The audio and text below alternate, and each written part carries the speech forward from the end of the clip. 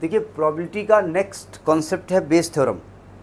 अब इस थ्योरम को बताने के पहले हम ज़रा कुछ कहानी बताते हैं। फिर हम पहली सिचुएशन, जो कि इसके पहले वाले में बताया था हमने, पहली सिचुएशन मेरी ये है कि ये एक बैग है, बैग में कितनी भी ब्लू कितने भी रेड आप बॉल ले लीजिए, मतलब ये नहीं है।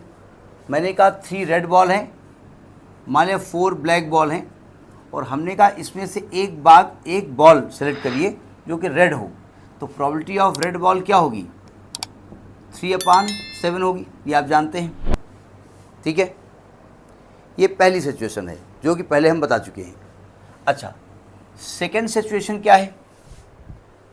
सेकेंड सिचुएशन ये है हमारे पास कि 2 बैग्स हैं, ये 2 बैग्स हैं 3 बैग्स हैं, वो तो डिपेंड करता है। ठीक है, और ये पहला बैग है, ये सेकेंड बैग है, और इसमें से कुछ रेड और कुछ ब्लैक बॉल हैं।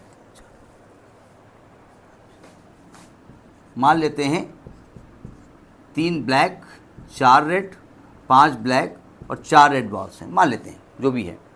तो पहले मुझे क्या करना पड़ेगा? बैग सेलेक्ट करना पड़ेगा। तो पहले बैग को सेलेक्ट करने की प्रोबेबिलिटी कितनी हो जाएगी? 1/2। भाई 2 में से एक बैग सेलेक्ट करना है तो 1/2 हो गया। और दूसरा बैग सेलेक्ट करने की प्रोबेबिलिटी कितनी हो जाएगी? ये भी 1/2 होगा। इसके बाद हम पहले बैग से मान लेते हैं रेड बॉल सेलेक्ट करना चाहते हैं। अब आप सोचेंगे आप रेड ही क्यों सेलेक्ट कर रहे हो, ब्लैक सेलेक्ट कर लोगे ना। चलो ब्लैक कर लेते हैं। रेड कहेगा अच्छा हम ही मिले थे। प्रोबेबिलिटी ऑफ ब्लैक बॉल जब को पहले बैग से हो, यानी पहले इवेंट हो चुकी है, तो चूंकि यहाँ पर ब्लैक बॉल 3 है तो 3/4 हो जाएगा, 3/7 सॉरी हो जाएगा। और दूसरे से सिलेक्ट करना है, मान लिया आपको black ball, probability of black ball जबकि सेकेंड बैग से हो, तो ये आएगा 5/9। और आपको प्रोबेबिलिटी ऑफ ब्लैक बॉल निकालना है। तो ये हम पढ़ चुके हैं, प्रोबेबिलिटी ऑफ ब्लैक बॉल जो होता है probability of first bag into probability of black ball जबकि फर्स्ट बैग सेलेक्ट किया गया हो, कंडीशनल प्रोबेबिलिटी हो जाएगी, plus probability of second bag into probability of black ball जबकि सेकेंड बैग सेलेक्ट किया गया हो। इसको हम टोटल प्रोबेबिलिटी कहते हैं। ठीक है, अब थर्ड सिचुएशन क्या है? ये सेकेंड सिचुएशन तक हम पढ़ चुके हैं। जरा थर्ड सिचुएशन देखिए क्या है, ज़रा समझने की कोशिश करो। ठीक है, हमने कहा कि भाई ये 2 बैग हैं, फिर वो बैग हैं। अब बोले बैग हैं तो आपने रब क्यों किए? ये किसी और के बैग हैं, फर्स्ट बैग सेकेंड बैग। ठीक है, इसमें ब्लैक ब्लू बॉल वही वाले हैं, 3 4 5 4,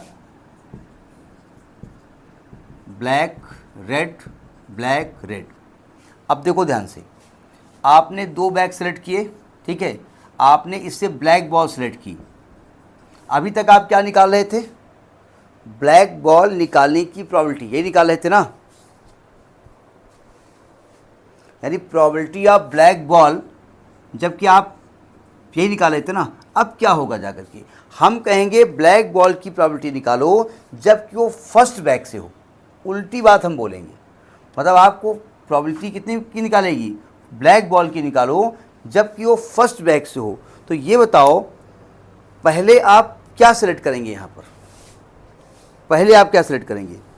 पहले आप बैग बताएंगे ना, मतलब पहले बैग सेलेक्ट करेंगे, इसके बाद उससे ब्लैक बॉल लिखेंगे। आपको ये निकालना है ना, समझ में आ रही बात नहीं आ रही है? ये रिवर्स प्रोबेबिलिटी होती है। तो इसी को हम बेस थ्योरम में यूज़ करते हैं। बेस थ्योरम में इसी चीज़ का कॉन्सेप्ट यूज़ किया जाता है। लॉजिक समझ में आया क्या है? ठीक है, तो इसको रिवर्सल प्रोबेबिलिटी भी कह सकते हैं। रिवर्स प्रोबेबिलिटी, रिवर्सल को है या रिवर्स प्रोबेबिलिटी, मतलब उसका उल्टा बता रहे हैं। अभी तक क्या हो रहा था कि ब्लैक बॉल की प्रोबेबिलिटी निकाल रहे थे। वो जो ब्लैक बॉल थी वो फर्स्ट बैग से भी हो सकती है और वो सेकेंड बैग से भी हो सकती है। अब हमने उल्टा कह दिया, हमने कहा ब्लैक बॉल की प्रोबेबिलिटी है, लेकिन कहाँ से आई हो? वो फर्स्ट बैग से आई हो। ठीक है, हमने कहा ये एवरेज स्टूडेंट होने की प्रोबेबिलिटी बताओ, लेकिन कहाँ से? वो फलाने सेमिस्टर का लड़का हो या फलाने सेक्शन का लड़का हो। ठीक है, अभी तक हम क्या कर रहे थे? 3 सेक्शन थे, 3 सेक्शन में अलग अलग average, good better best student थे। ठीक है, हमने एवरेज निकालने की प्रोबेबिलिटी निकाली थी। अभी एग्जाम्पल बताया था ना हमने, लिख करके नहीं बताया। तो हमने कहा था पहले हम क्लास सेलेक्ट करेंगे, फिर हर क्लास से हम एवरेज स्टूडेंट सेलेक्ट करेंगे एक। अब हमने ये नहीं कहा, हमने कहा ये एवरेज स्टूडेंट है, आपके सामने बैठा हुआ है, अब ये बताओ ये फलाने सेक्शन का है, इसकी प्रॉबिलिटी निकालो। तो वहाँ पर हम बेस थ्योरम का यूज़ करते हैं। समझ में आई कि बात नहीं आई? तो इसका पहले फार्मूला देख लीजिए, फिर उसके बारे में बात कर लेते हैं। फार्मूला प्रूफ बहुत टफ नहीं है, थोड़ा लॉजिक यहाँ पर है, ठीक है। यानी to select the bag and draw the ball and ball is red colour, फिर कहा गया probability of red colour when it is from first bag. उल्टा जो रिवर्सल बात हम कर रहे थे उसको बेस में करेंगे। तो यहाँ फार्मूला होगा, अगर आपको निकालना है प्रॉबिलिटी ऑफ फर्स्ट बैक की निकालनी, जबकि उससे रेड बॉल आपने निकाला, ये लिखने का तरीका होता है, ठीक है। तो यहाँ फार्मूला लगता है probability of E1 into probability of R upon E1 upon probability of R, ये फार्मूला होता है, ठीक है। इसको हम बेस थ्योरम कहते हैं, और ये टोटल प्रॉबिलिटी है, ये जो चीज़ है ये टोटल प्रॉबिलिटी है, ठीक है। अब देखो, जैसे मान लिया यहाँ 3 बैग हैं, पहले बैग की प्रॉबिलिटी E1 है, दूसरे की E2 है, तीसरे की E3 है ना। कोई घटना A आपको सिलेक्ट करनी है और आपको करना है probability of E1 upon A, मतलब E1 से वो घटना घटित हो रही हो, ठीक है, वो घटना E1 से घटित हो रही हो, E1 अपान A निकालना है। तो फॉर्मूला हो जाएगा probability of E1 into probability of A upon E1 अपान, देखो नीचे क्या लिखते हैं, probability of E1 into probability of A upon E1 plus, ये सब पूरा लिखेंगे इसमें, probability of E2 into probability of A upon E2 plus probability of E3 into probability of A upon E3। Logic समझ में आया नहीं आया? हमने कहा कि E1, E2, E3 up to En are mutually exclusive and exhaustive events. दोनों language का मतलब आप जानते हैं ना, एग्जॉस्टिव एक्चुअली दोनों का मतलब आपको मालूम है ना।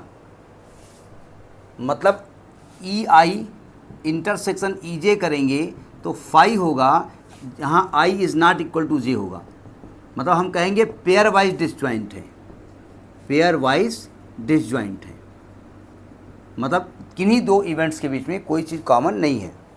और अगर E1 union E2 union up to union En निकालेंगे तो आपको सैम्पल स्पेस के बराबर यहाँ पर मिलेगी वैल्यू, ठीक है।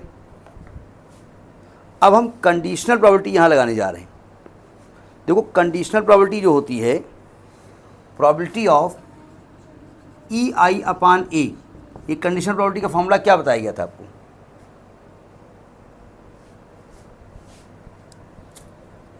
कंडीशनल प्रॉपर्टी का फॉर्मूला क्या बताया गया था? Property of EI intersection A upon property of A, यही बताया गया था ना। इसमें एक मिनट, अब ये आ गया फॉर्मूला। अब ये देखिए ध्यान से, इसमें जब आप मल्टीप्लिकेशन रूल लगाएंगे तो पहले आपने EI सेलेक्ट किया है, पहले A सेलेक्ट किया है। आपकी बेस थ्योरम क्या कहती है? आपको पहले रेड बॉल सेलेक्ट करना है कि पहले फर्स्ट बैग सेलेक्ट करना है? नहीं, उन्होंने कहा बॉल कहाँ से होनी चाहिए? फर्स्ट बैग से होनी चाहिए।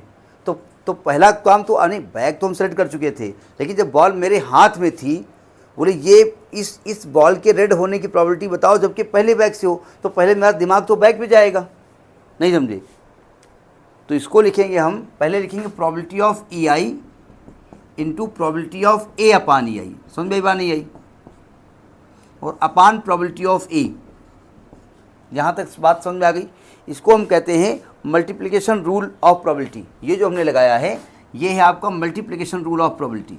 ये पहले वाला टॉपिक आपका क्लियर होना चाहिए जो अभी थोड़ा पहले पढ़ाया है, मल्टीप्लिकेशन रूल ऑफ प्रोबेबिलिटी।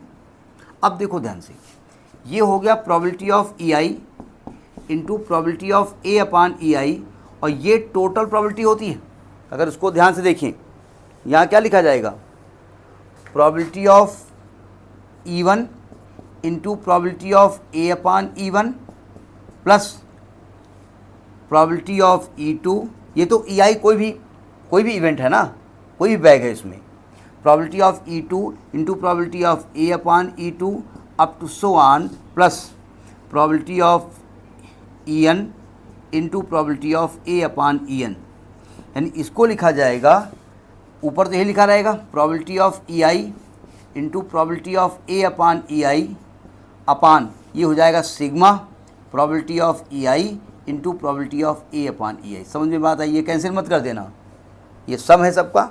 इसे कहते हैं बेस थ्योरम। लॉजिक पकड़ में आया? एक मिनट, अगर एक कन्फ्यूजन हो तो यहाँ चाहे EJ कर दो, यहाँ पर EJ कर दो, ठीक है, और कह दो J की वैल्यू 1 से लेकर के N तक जा रही है, ये आप कह सकते हो। अगर आपको EI, भाई देखो सुनिए ध्यान से, EI एक पर्टिकुलर घटना है, EI एक पर्टिकुलर घटना है, और EJ आपका जनरल कोई भी आपने टर्म लिखा है इसका, जिसमें सिग्मा लगाया है आपने। अब इसका एक एग्जाम्पल हम पढ़ते हैं, ठीक है, अभी हम फोटो भेज देंगे आपको, उसकी एग्जाम्पल हम पढ़ते हैं, और पहले ध्यान से अपने हिसाब से रफली नोट करते रहिए क्या लिखा हुआ है। लिखा है an insurance company insured 2000 scooter drivers, 4000 car drivers and 6000 truck drivers.